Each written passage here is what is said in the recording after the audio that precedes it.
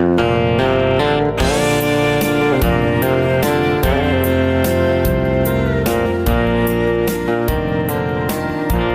hun hunga kathil tomte jek tu pe vanal chami pat rukna bung somli pani na lali suana mi te som tor phal hemini ni som paruk thathum sang ka ko som ko pasare cholni hian sunday school a kan kala kan bang felman lo deuh te chuan kolua ka chuak le tamaya ma se in khom chu kan te zo thei maya ina ka ho nu reipo kalamu lo tia dar sop kan le cham ve vela chuan ka taksa zong zong chu na le vek maya reilote isho chu lo lang le tanghal maya ti chuan thumin cha le ta a thumin cha chu hei hi ani inhena thutam taka soi to ma se tu na chuan ka soi vok to lawang ngai thate ka thu hi ka juk ve thauti riang che hele khabu po hi pat on le pat ruwa then ro ka ti cha ma se nangmani ta na boi thla ka mi pui a che tu te ta na boi thlak don boka chu wangen pat on le pat ruwa chuan then le lo mai ro atia ti chuan isuan he thila hian hel kal du chapon omanga ma se abraham le afapa khate khinla khatiang khan he inhen ka tu soi masa po kha ka sut le ta ni atia tin ke chuan isuan he na mana po mi pakhatin pathian in a thu sut ngai lawa ami te po asem ngai lo tia ani tak takem ni ka tia ani chuan heti hian min changa chu do tani kami te hrom tor ka phala tin ka hrem bok thi na te bok chuti lai chuan ka vel chu lo eng ta pupa van mi pui tam tak chon local ta mi pui chon tam em mak ka ti le em chu kanu par ten an hu ve lo hi ani van mi pui te chu mu thiam an har em van mi pui te chu amen hallelujah kan fakache tin an ron zai le ta thupa an ban te chu an ron vai suwa an mu nom em ani an kaliam nuwa chuan ka har ve ngala khua har le ta em ning sobli le pathum na in thi ai karon thun thinun le don amni hemini ni som paruk thum sang ka joko som ko pasari chol ni jan dar sari vela hian kaluak achuak le ta ma se kaluak le thei si lova isu chuan minron ko le thua ya atan tira chuan isua chau ka mulia ma se nuwa chuan van pui tam mai hin lo lang le ama ka soi to ang khan kutte an benga bokopin che bai te an buk le isua ama cross lera an khai kang min mutir le mi tui tla zai izai chung chuan ka thlir le van mi pui te po chuan an en ve ranga ke chuan khonga wangin kamit ka hupa ma se mi pui le isua chuan hubdu ma ta che ti in ka ban chu min ron po thlak sak le tamaya tin chu min nuwa ke chuan korwang kil tu te bok chu ka thlir le mi pui ti dan ka zir ang chu khoma chuan azai zerin kalo ti ve zela makati ema isuan hena chuan khu karwang khu ka taksa ni sia hei po hi ka taksa ni tho sia tin ka zot le isua chuan khu chu vai vutania vai vuta ve ka kir leng tin hei chu i thlara wania luiral iron kalkai tolom tin zai zerai ti ve zel na chan khu chu ni chung tan an lo thiat thiam thei na ni khu atile bokani tin ke chuan isua le van mu pui te na chuan luiral le lama hian local kai ve te che ka tia chu vele lele suwa chuan luiral kan run kan ve chuan nangni khovel visual te chandam nona in thi ai thanon le tu kan idon ani kan local ve chu idu em ni atia kai chuan ka khongai le tem ema ani local le su ka tia tin an kal liam a hun le to ka kal na tul kong chu min chun en sak le an kal liam don chuan isu chuan nakin loka ka local leng atia ti chuan van bu pui te nen chuan an kal le ta muk maya keipo ka har vele ta ama ka en reng na lam hoi chuan kada ka ma se eng ma ka mole to silo ka khuwa har le tangoi mai ani bung somli le palina ama zui turin ama bak ron phallo hemani ni som paruk thum sang ka ko som ko pasari cholni vek kian avoi thum na turin zandar ser le mi somnga panga vele chuan isu chu alo lang le ta fata isu chu anui sang maya ti hian min thil le ta kem te chau ihriat thei tok lekin ka hril liang che thu tam soi tur ka nei lo ngai thate nangni ram mizoram hi ka vai em ti ihriat kha nangni ram mizoram a hian christian chung kwa in ti si ma se min hoisan tlat te meten fele tha in ti em ma se ke marin nei manglo te an nia heng thi felin thaveu ma se keima min rin tlat lo chuan eng man ni chuang lo tia thin nang ni mihring te hian sual na lama te in mihring puite keima pa pathian ain engkima in za zoka in thil ti na sual lama in mihring puiten an hmu lo cheu chuan thil ruk manga in lo chang ta dera thil in ti sualin in ruwa in mihring puiten hmu lo cheu ma sela e chuan englai pon ka hmu chewa ka hmu cheu ti po in hrerenga ma se ke pa pathian ain engkim in mihring puite in za zo ka ni ati bok tin isuan voin nia khan ruwa tam tak ka su tira na thok tu te tan mal som na ruwa ni then khata chuan ring tu in ti tam tak te fian ani bok atia in van ram le mei dil in nom hlei zia chumi hmu tir le a mei dil kal te chumi dum lian pui puin an hnuk lem le ta dor dora thim huar khurum kara an pai thale ani tin chumi min hmu tir zo chuan galili dila petraten kor phirla len an deng tang lai te chuta isuan a ko lai te mi hmu tira ke chuan heng hian enge om zia nei ka tia ni chuan tu ma ron lovin mu zuya ka kong ti eng tu te chuan ka tan chuan tu ma an ron lo tur ani ke ma ba kan ron tur an lo ati bokani chin kein le ilem an zia nen in ven ang lo ve hetilaya ithiang hlim si ka tia isua chuan khove la ka chen lai te ka chuan khove la ka chen lai te nen chuan ai nang hlei ne kaleman zia khu chu an ri ziak mai mai ani tuna chuan vana ka in ro pui taka ka cheng towa ka thiang hlim ani atia chumi soi zo chuan thudang soile tadea isua chuan luikor ikan vele imuhil nga lang atia ke chuan komhuil nga lawang ka tia isua chuan ngai tharo imuhil nga lang betara po min phatsan lo turin in tiama ma se min phatsan le tang khan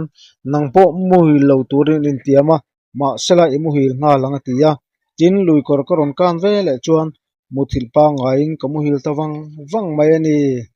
mungsamli le pangana mai tu der politician aizol tuikwal simuala ka pazui ina bok chuan ni som pare thlathum sang kha zakwa som ko pasari phole ni chonudar khatle mini som thum panga vela chuan kalua ka chuak le ta em ema ma se kaluak le theilawa nuwa chuan isuan min ron kaule ta a isua chu kamazo na omang main ka ngaya ka uma eni chu au ka chak khop maya ma se ka au theitlat silo makkati em ani chuan isuan tin isua chuan ti hian thua soi le ta ani chakma wangin nangma ni mizo le mizo in ti buaya in nun na in lak saka in politician ho le nang ni an mizo pui te po mangai thadu lovin alangin an mangai chewa an chung rela an mangai si lo chewa nangma ni an mizo pui nge mai po ko ta le zel do tin an in pu du ani atia chumi nu chuan uma in le buan pu chu akamu le ta a an mani chu chuan min lo bo soma isua ne na chuan au thei ka du e ka tia isua chuan lui kor sawakan le au thiang atia na se ke chu min mu ve thei lawanga van mi pui te po an mu thei bok lawanga tia ti chuan lui kor chu karon kai ta a en ver u ti in ka awa ken rang na lam chuan ron en ve a eng man mu ve le thei chuang lawani isua mel le van mi pui te chu an var em awangin min en khal phu ta kamit avai tlak thin ani tin isuan khuai ho chau mai mi hring pui nangma pui tu tur ka pelo che ani po in nangma in karong e bol tho tur ani yang atia chuma zo chuan van mi pui tamlu tuk te chu isuan en chuan an kal le tamup mup maya an ban an vai le so suwa tin isuan heng kami te hi an ma ka hruaya an hnung ka dol bok chin ani ati bok chumi nu chuan an kal bo le ta duaka ka hara kan hoi vel chuan in chung chau ka mu ve le ta a angai nak hlo em ani bung somli le parukna ring tu duk le ring tu suak he meni ni som pare thlathum sang ka zakwa som ko pasari thole ni zandar sari le mi som nga pani vela vek hian kalua ka chuak le em ema ma se kaluak le thei chuang lova anhuwa chuan isua mele lo lang le ta a heng thu te hi asoi le ta a isua chuan keima minrin ko a hian nuam tak tak om lawang ti in ringam turani tin nang ne khovel miring tu thra christian isua zui tu in di tam tak te hian som tuar hun alo thlen meu chuan in phatsan rem rumanga mitam takin misuale in ngai thil ti na reng le ko thana ho thil ti na po chor tlak lo in ngai te ke sin ti ke nge po in ko huat em thin visual tak tak te po hian som tur hun alo thlen meu chuan kalama tangin kaming ala wan an lo wan pui jok don ani atia tin nang ne ring tu dik in ti te hian vana ro khol tur kan nga em ani tia in zirti rang chung si in leilam thil in mamo bak in le lo thapui pui din tuma duam na le poisak na nei lo khovel mi te thil ti ang ti thei vek tho si ring tu in ti le rong bol tu in ti in tamta ati boka somli pasari na khovela hian kalokal le ngei don ani hemini ni somni le pani thluthum sang zakwa somko pasari in rin ni hian tuikwal atangin khatla kan valenga kan ho le chu ka pozui lian ate na kan chola ka chaw em a khoma chuan kamule ta topa ka luak chuak la em a ka luak thei bok si lova nuwa chuan isua mel chu lo lang le ta a isua chuan ti hian thu soi le ta a ngai tharo ka hril to ang che khan kau than sang sang eng kau thana po ka rong e bol turani tun laia ka rong bol tu then khaten an kau than dilawa rong an bolin kau than upa te le mitam tak ta chuan dan lo ang maya ngai nan ni na pai thlak saka choi chia tan tum thin an ni na pai thla in an soi cha thin reng boka ma se ka mi te ka thu ngai pui mo puang thin tu te chu mi te soi chiat na po an mol pho thei tak tak lawang nima sela ke ma piang thar tam tak ta chu hetiang in soi chiat na hian an mi hring na lama do zo lo hun an lo ne ya setana thlem thlu kan an le mai thin an tu sual le mai thina pui em ani ati bok tin mi tam tak chuan khovel top dona tin mi tam tak chuan khovel top don to isua lo kal le don to kan te atangin an tia tun thlengin alo la kal si lawa an ti thina ma se chu tiang te a hun to lo hun hun nun ani to hi khovela hian kalau kal le ngei dona ma se hne na chuan kalau in lar to lawang ati bok bung somli le pariat na mai dil min mu non tir fo na chan hemeni ni somni thali sang zakwa som kwa le pasari sunday ni ya chuan ka in khom bang fel chu ka chaw le te me ma ko mu le topa anhuwa chuan lui ra le isua chu ka mu le ta a lui kor chu ke ma kal kai ka tuma ka thei ta ho lo maya isua hne na chuan eng wangin nge ke ma ka kal kai thei lo ka tia isua chuan nang ma chakna mang kal ituma I thei lawang ka chakna ta hruya kal tum lovin nang ma chakna manga kal itum wang ani tia ka bana akaya ka kal kai le tamaya karong kil tu te chu ko zuk en le a ka pu chuan ka ko talo vuana ka pe chuan ka mui bula abeng alo do chutia ka thlir lai chuan isuan ti hian min lo bele ta a ka bible ngai na turin ka zirti cha ma se ilangai na tak tak lova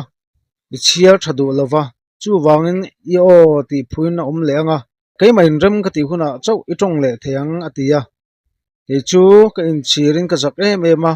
ko ngai ne tawang ka ti ve ngota kai chuan kalau in lar to lawang ti sia ka tia ani chuan ka khongai em chuwa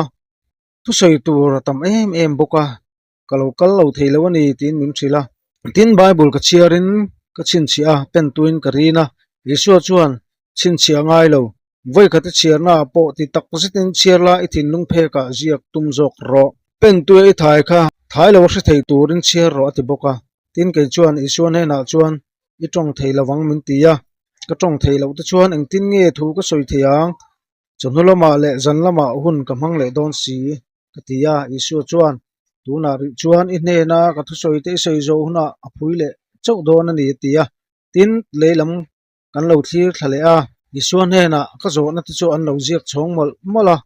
an ziak dik lo nuai wangin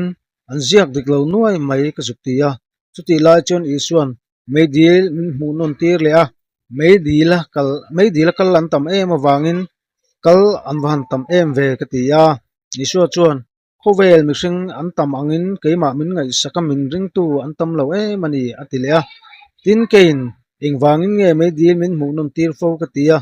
isu chuan meidil ka hmu non tir je na chan chu meidil hlo om zia le akal te hrom ti zia in thiat nan le in sual te in simpha nan meidil hmu non tir le soinon tir in ngai ni tia asoi pa chuan khovel chu alo ti thim le ta veka ge chuan inga tinge a thim le ta vek ka tia Isua chuan in sual na sang to ema in thim veka ti en ka tum cheu po in mitam takin min haidara min huwa a tien in harsa em ani ati bok tin kan omna ram chu athiang lim em awang tele ami cheng te an thiang lim em wangin om thiam lawa ka tudon te in ka ria a ka mit te vaya tin Isua chu ka khongai em a ka mitui tlata zoi mai ani tin Isuan ka hrileng che ngai tharo a Bible atam hango ang hu in share tu le reng tu in tlem tin kein a rei ka ti le nang ni rei ten ang lo ang bokin ka ma ti le nang ni ma ti an ang lo le bok atia chen Isuan i chup thak a hun le ta a i chup thak ve le i mu hui le ngatia ke chuan muthil lo ka tu mang ka te le a Isua chu anuya tin ke chuan erem ru the mak thei e ka tia Isua chuan in thil ton zong zong chunga le en kim chunga lom thu min thil ula in thri om tok lai te po in min thil ula karem ruat mak zia le ka hmangai zia che u in thri le zualanga tu ma du sak bik ka nei lo zia in thri le zualanga tia min ron chuk tir le ta a kamu hi le tangai bokani tin hemi zo hian tu soina hun mang tur ka nia ma se ka tong thei ri si lo lekha te an lo tar vek thu le an lo puan vek to thu te lal fok umi lo kal chuan min thrila chuan ei to thu a soi kai chuan opa ngai in noi to amo ka tia tin karil ruwa chuan Bible chang alo oma bedroom lama ka tlan phea ti lai hian puwa thim to a thim zinga chuan Bible chang chu ka va ke fu nga la thim zinga chuan fia deuh mai mu in ka chiar thei ngal mai a makati em ani hemi zan po hian thu soina chu ka mang le thei ta ani bung somli pakwana ka thang thruai tu te in bi chian ngai ta hemini ni somni le pasari thali sang ka zakwa som ko pasari cho nia hian chuma in khom chu kan bang fel to a chaw le do wangin kon pui siau kwar tara chuan kamule ta a hemini chonhulam hi kon pui ko ra hun mang le tur ka nia ma se chon in khom kaldon tre po chuan min ko har le thei talawa chon in khom an ron bang fel chia tia chuan Isua chuan min ron ko le ta a Bible chang kal hian ngai lo in thil le ta a chu chu hei hi ani dan chim om tak siama thupe khir tak ngai tua chuak tu te u in chunga pike hetiang hian mi khongai thak tak te dik takin rel sak du lawa re thei te that ve na tur in dang thata mei thai te in ea phosha te in roka ti chuan an kan nia cheu le hla taka tangin chiaw na lo thleng tura chuan enge in ti ta kang le chan puina dilin tu he la nge in tlan ta kang le in ro puina chu khoya nge in hu chia ta kang le sal ho nuaya te an ku na nga tha ho nuaya te an tluang chu chau chu an chan ani tawang chu te ka wati po chuan athin ur chu la re si lawa alalak ta chewa tia ziak ang bok khan ngai tharo tun lai in ko ran troi tu ta chuan dan chim om takan siama re thei ten katana an pe khom ta chu ko ran troi tu tan an e ru du zela kalau kal le na nia chuan tu he na nge tan puina dilin an tlan ta kang le ana e ru ka anin lian thatak tak tele le an ro hlu thi le an ro hlu ti ta chu khoya nge an hu chia don ni hanin ngai to te se kalau kal le huna chuanin in chir so to si lawanga mang an na le za na chau an chan ani to anga khoya ma tlan chiat na an mudon si lo tin dan chim om takan siama ko than dang tam taka chuan inhe na ka tu soi na hun inei thei don lova he muna chuan thu soi na hun dil du song che ti bokani tin Isuan khovel sual zia min thlir pui le a ke chuan enga nge in mu non tir fo ti in ka zot le a ani chuan ti hian un changa ka mangai si chawa inin lamle tu hun kalangak chawani inin lamle tu hun kalangak chawani tin chu baka min za zo to si lawa nang ni musual te khut chan chuak tura ring tu dik tak te chanlak angai zia en tina ani atile a leilama min kirti le ta a bung songa na lali suan khovel an hu chon trep kon tui ko ra rong kan bo zo chu Hebron ko ra rong bol turin som ni le pakwa thali sang zakwa som kwa pasaraya kon pui chim venga kan chukthla a polal chuan moi na kan thlenga rong bol na kan nei le a ni thum thlanga ko sari indri ni zandar ko le minute som nia hian kan in khom ban ma in ka chaw em to a in khom chu ka ting tla thei trawka kan in khom ban vele chuan ka ho tawata pu chuan moi sitting room khuma chuan kamu ta hala chumi hnui rei lo te a chuan isua chuan mi ron pol le ta a khovel sual zia buk min entir le a kama chuan a ron dinga a mel chu a polin ano na lem ema chuta khovel sual zia kan thlir le lai chuan en ro khovel hi ama chuan kama chon thin chawa tuna ero chuan ti pa in a sai sir zong chuna dinga heti hian tuna to hi chuan sai sirin ka chon to chau kala hnung chon lo chawa ka soi to angin kalau kalma lo chuan ka khoi na hun ala top lovanga kanung chon huna chu chuan in chirang lo hoile thoi ro kanung chon hun tur chu chu kalau kal le hun tur ania kanung chon trep to chu ni atia ke chuan min hung chon trep mo khovel hi katia ni chuan ni e ama chuan kama chon thin chuwa tin ine na ka thu soi te kha ka soi to angin oi an omanga oi lo pon om reng hi ma se eril ru tin hol suang che tin mi then khat te chuan adik ti si in zoman tum si lo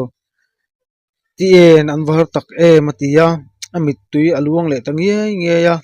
amit tui te chu atlania ner ke chuan imit tui atlevek katia tin avar e mawangin kakal thiam lova kakal thiam lo katia isua chu anui le ta a tin isuan le khabusiam in tum ta a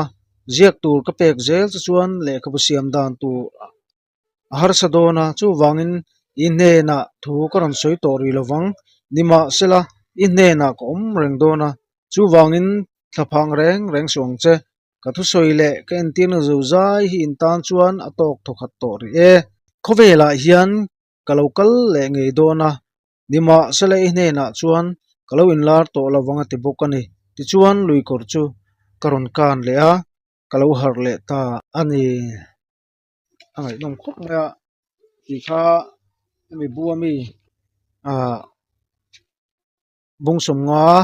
thleng ani ya angai nom boka chuan a hmalama khan kan chi tan don khan kan kewa a bung khatna tang hen tan top maila nakina hele khabu lo pian chan te engeng mo chu kan la soi fi don ne ti kha ni ya a khang te po kha kan loron tile zel tura te po ngai taila tha in ka siatin hi cham te sim sim hi ama hi tunge ti lai kha kan han en chhodon ani